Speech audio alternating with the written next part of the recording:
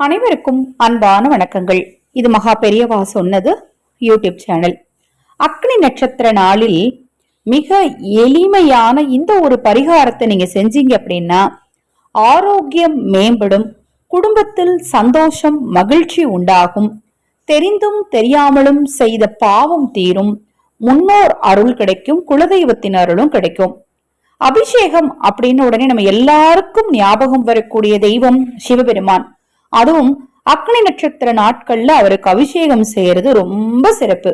உங்க வீட்டுல சிவலிங்கமோ சாலி கிராமமோ அல்லது சிவபெருமானுடைய சிலையோ வச்சிருந்தீங்க அப்படின்னா இப்ப நான் சொல்ற இந்த முறைப்படி பால் அபிஷேகம் தான்.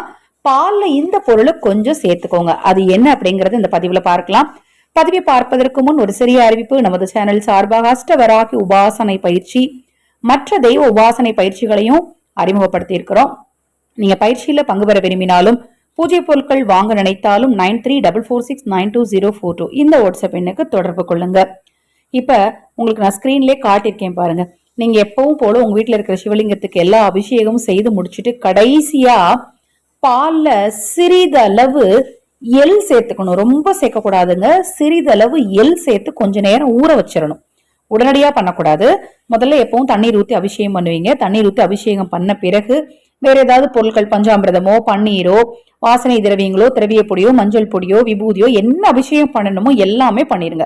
கடைசியா ஊற வைத்த எள்ள பால்ல கொஞ்சம் எள்ள ஊற வச்சு அதை கொண்டு நீங்க அபிஷேகம் பண்ணீங்க அப்படின்னா சிறப்பான பலன் உங்களுக்கு நிச்சயமா கிடைக்கும்.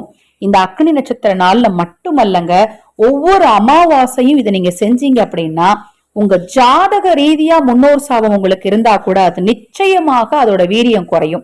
இப்ப நான் சொன்ன பதிவுல ஏதாவது சந்தேகம் இருந்தாலும் வாட்ஸ்அப்ல கேளுங்க. தொடர்ந்து நம்ம சேனலை பாருங்க. இன்னும் எண்ணற்ற பதிவுகள் தொடர்ந்து வர இருக்கு.